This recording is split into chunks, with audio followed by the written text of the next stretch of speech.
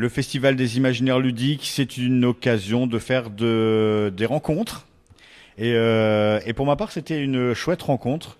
Les réseaux sociaux permettent de connaître des gens à travers des textes, à travers des blagues, à travers de tas de choses, des posts. Mais de les rencontrer en vrai, c'est toujours un réel plaisir. En tout cas, je vous propose de faire la connaissance d'Alexis Campard, qui est auteur de jeux, créateur de jeux, qui est musicien et qui fait des choses de la musique pour le monde ludique, qui siège aussi à la Sage, on va voir ce que c'est juste après, et qui est derrière un collectif Hot Fuzz, un collectif normand, ludique. Ça fait beaucoup de choses. Bonjour Alexis. Bonjour Xavier.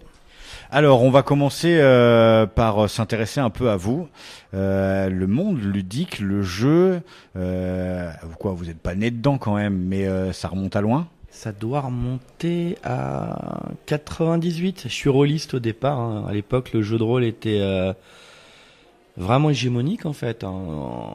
Les jeux de société, t'avais peut-être une ou deux pages dans Casus Belli, qui était un magazine de jeux de rôle. C'est une ou deux pages, la moitié devait être écrite par Bruno Feduti déjà à l'époque. Donc rôliste au départ, le jeu de société, ouais, ça doit être Citadel, donc ça doit être 2000. Les jeux qu'il y avait à l'époque, il y avait Citadel, il y avait Elixir. Ouais, c'est ça, rôliste, Elixir, Citadel, Catan. Après 10 ans, 15 ans, beaucoup dans la musique et je me suis remis au jeu, mais plus jeu de plateau. Il y a peut-être 8 ans, oui. Après une pause où je faisais plutôt de la musique en fait. Et puis le marché du jeu a explosé et du coup, pourquoi pas devenir créateur de jeux, mais pas du tout d'un gros jeu de plateau, un petit jeu de cartes facile à transporter, qui du coup a un super succès, Robin Hood. Alors oui, Robin Hood, ouais. Robin Hood, c'est le premier jeu signé, mais tous mes jeux, c'est pas forcément ce principe minimaliste, hein. Le premier jeu que j'ai fait, c'était plutôt un jeu pose d'ouvrier, gestion et cartes. Mon deuxième aussi, un peu plus gros, Robin Hood, est plus épuré. Et il y en a un autre qui est un peu plus épuré aussi. Bon, en fait, ça dépend de l'envie. Des fois, c'est une mécanique, des fois, ça part d'un thème. Là, je fais un jeu sur la bière, sur brasser des bières. Je pars de ce que j'aime. Et j'aime la bière. Il y a le collectif Hot Fuzz. Est-ce qu'on peut savoir ce que c'est que ce collectif? Parce que on s'aperçoit qu'en fait, il y a beaucoup de gens en Normandie qui tournent dans le milieu ludiste, en fait. Oui, alors le point de départ du collectif, c'est de se dire on est tous du même coin. Quand on va à un festival, à Ludinor, tout ça, on est 5, on prend 5 voitures. Donc écologiquement, c'est bête. C'est plus sympa d'être à 5 à papoter dans une voiture. C'est mieux de prendre qu'une voiture. On partait aussi du principe de faire ce qu'on fait toujours, de faire des sessions où on ramène nos prototypes. Et on les travaille. Donc ça doit être de 9 heures à 13 heures, des fois jusqu'à 3 fois par semaine. Et donc le collectif, on l'a créé au départ je l'ai créé au départ avec Marc Brunenkant, l'auteur de Proish chez BlackRock. Ensuite, Fred Boule est arrivé, pas mal de monde. Maintenant, on est 12 en fait. On se réunit au minima une séance hebdomadaire et maximum 3 séances, ouais, dont des nocturnes. Et du coup, ça permet de travailler des prototypes qui, des fois, n'aboutissent peut-être pas, et puis d'autres qui se retrouvent édités, et avoir le regard de professionnel, ou c'est un vrai plus pour la création. Oui, alors l'avantage, c'est qu'il y a des auteurs déjà édités, il y en a des pas spécialement édités. Il y a un éditeur aussi au sein du collectif, et c'est intéressant pour les gens qui se lancent dans le game design. Donc c'est le premier jeu qui se pose des questions, comment on fait, comment on protège, qui se pose diverses questions. On ouvre le collectif, en fait, il y a des membres du collectif, mais il y a des gens extérieurs qui peuvent venir à une de nos sessions avec leur prototype. On va jouer à leur jeu, donner leur avis, répondre éventuellement à leurs questions. Il y a pas de questions bêtes, hein, quand on découvre un milieu, donc on essaie aussi d'aider les auteurs débutants. Le collectif est ouvert à... Et que ce soit créateur ou éditeur, ou futur éditeur. Plutôt créateur quand même, parce que des éditeurs en Normandie, il y en a. Dans la région rouennaise, il y en a 2. Sur Caen, il doit y en avoir 2. Tiens, sur Le Havre, il y en a pas. Il y a Boom Boom Game à Cherbourg aussi. Et j'espère que j'oublie personne. On fera des édits un peu plus tard. Votre autre casquette autour du monde ludique, c'est la Sage. Alors, qu'est-ce que la Sage? Alors la SAGE, c'est la Société des auteurs de jeux à l'échelle nationale. Alors moi, j'en fais partie, mais les membres les plus actifs, ainsi que les créateurs, ça va être plutôt Henri Kermarek, Romaric Gallonnier, Laurent Escoffier, Julien Protière et Bruno Feduti nous a rejoint aussi avec toute son expérience qui est bien utile. Donc le but de la SAGE, c'est de donner un vrai statut légal aux auteurs de jeux de société, comme il peut y en avoir pour les auteurs de romans.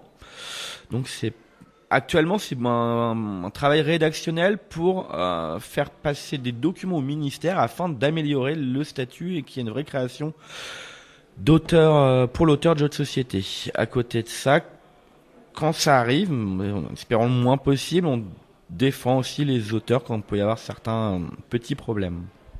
Parce que ça arrive, après tout, le milieu ludique, c'est des artistes, des créateurs, des illustrateurs, et ils ont besoin de protection contre le piratage, contre ce genre de choses. Et on le sait pas forcément, mais ça peut être comparé à des milieux comme le roman, ou la musique, et ils ont besoin donc de protection et d'être représentés. Oui, de protection, de conseils aussi. Donc là, la SAGE aussi, on met à disposition des documents en PDF sur les bonnes pratiques éditoriales, éventuellement des conseils pour les auteurs débutants. Après, on essaie aussi de travailler avec des auteurs professionnels là, du coup, ou qui ont en voie de professionnalisation pour des questions vraiment pragmatiques comme l'imposition, des choses comme ça. Donc c'est conseil, protection, et puis vraiment en ce moment sur le statut en lui-même d'auteur de jeux de société en France. Et puis votre présence au Festival des Imaginaires Ludiques, c'est aussi pour le jeu Robin Hood. Alors ça, c'est la petite surprise un peu géniale de ce mois de septembre. Le jeu vient juste de sortir il y a quelques semaines.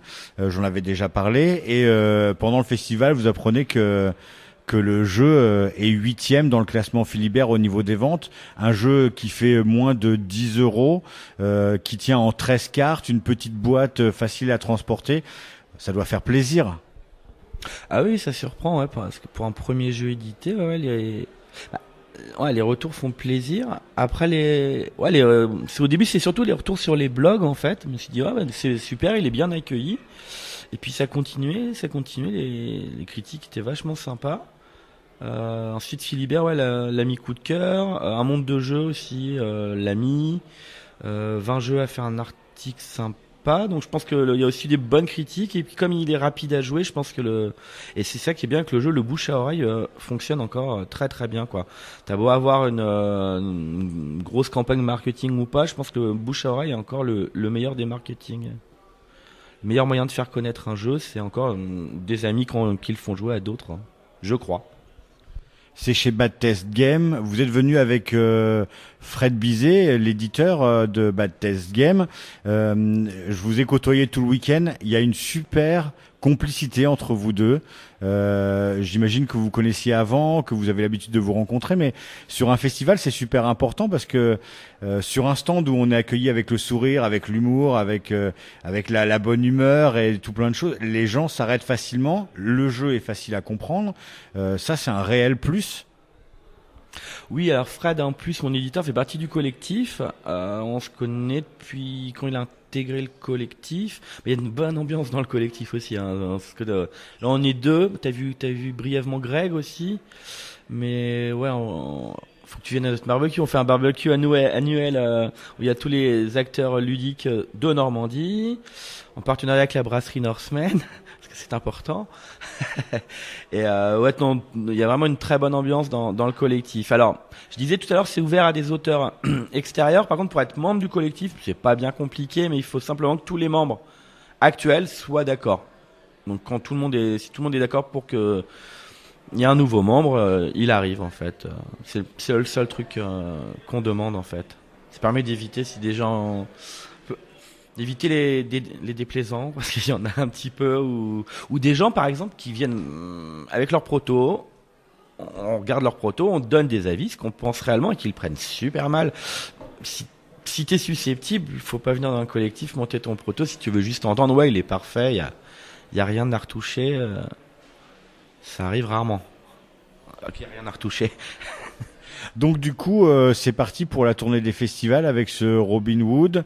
Est-ce que ça va être compliqué parce que vous avez un vrai métier à côté, ou est-ce que c'est encore plus de plaisir? Alors là, on en a déjà fait pas mal. Là, on a fait Rouen, on a fait Orléans, on a commencé à sortir Robin Hood dès Ludinor. Donc là, va y avoir Essen, va y avoir Cannes. Est-ce que j'en oublie? Ça va être déjà pas mal. Ouais, là, c'est vrai qu'on enchaîne pas mal les festivals. Là, j'ai peut-être un peu resté à la maison, que ma femme et que mes enfants me reconnaissent. Donc les prochains week-ends, je vais peut-être être un peu là. Et puis même Fred, là, il a Majority, le prochain jeu de sa maison d'édition, qui est très chouette. Donc je pense que là, il va aussi un petit peu se concentrer à sa prochaine sortie. Et puis la musique, parce que vous faites de la musique, et vous faites de la musique dans le monde ludiste, puisque vous avez composé récemment une bande son pour le jeu Knockout de chez Ludomix. Alors oui, en fait, je fais de la musique de pub, alors en dehors du jeu, pour des marques de joaillerie, de haute couture, des trucs comme ça. Puis comme je suis dans le milieu ludique, je sais plus comment c'est venu, je sais plus si ça vient de moi, si c'est une demande. Donc là, oui, j'ai fait la musique pour le trailer de Zombie Social Club, qui est un Kickstarter qui devrait se lancer d'ici 20 jours, si je dis pas de bêtises. Pour Knockout, qui est un jeu d'un éditeur normand qui se lance. Donc j'avais fait la musique aussi. Je fais aussi de l'habillage sonore pour certains blogs ludiques, pour le blog de Musino par exemple. Je réfléchis, j'ai fait d'autres choses. Ah oui, et j'ai fait 2 autres musiques pour des trailers de jeux, mais je peux pas encore l'annoncer. Découverte bientôt. Et du coup, le monde ludique, c'est quasiment une grosse partie de votre vie. En plus de votre, comment vous arrivez à gérer en fait un métier qui a rien à voir avec le monde ludique et cette partie ludique qui prend une grosse partie de votre temps, j'imagine. Oui, alors oui, j'ai un travail qui est responsable qualité au niveau de l'Europe, mais en fait, je me suis bien débrouillé. Ça me prend 2 jours par semaine. En dehors de ça, je fais de la musique de pub principalement, mais je sors aussi ma musique et le jeu, ouais, le collectif et la sage. Mais la sage, c'est une réunion mensuelle une fois par mois, donc c'est pas non plus extrêmement chronophage. Et puis vous avez présenté des protos, donc ça veut dire que il y a des jeux à venir. Oui, il y a des jeux à venir, mais pour l'instant, c'est pareil, je peux pas trop en parler. Désolé. Non, mais ça veut dire qu'on n'a pas fini de vous voir sur les festivals avec des nouveaux jeux et puis des nouveaux jeux dans d'autres domaines. Ça sera pas forcément des jeux à cartes minimalistes comme Robin Hood, mais il y a des jeux qui sont plus poussés. Hein. Alors, il y a d'autres jeux. Après, est-ce qu'ils vont être signés, est-ce qu'ils vont vraiment sortir, des fois c'est compliqué. Puis le chemin est long entre la présentation de proto et la signature. Mais oui, il y a d'autres jeux qui sont différents au niveau du matériel, au niveau de la mécanique, au niveau du thème. Oui, il y en a d'autres. Merci beaucoup Alexis. Alors vous avez été très sérieux durant cette interview. J'invite les gens à essayer de rencontrer ce phénomène. J'ai passé un week-end d'enfer avec lui et Fred. Donc trouvez le stand de BTG, Bad Test Game, et vous passerez un agréable moment, je vous l'assure. Merci beaucoup Alexis. Alors c'est parce que ma maman écoute RCF aussi, hein. Alors là je suis beaucoup plus sage. Merci à toi Xavier.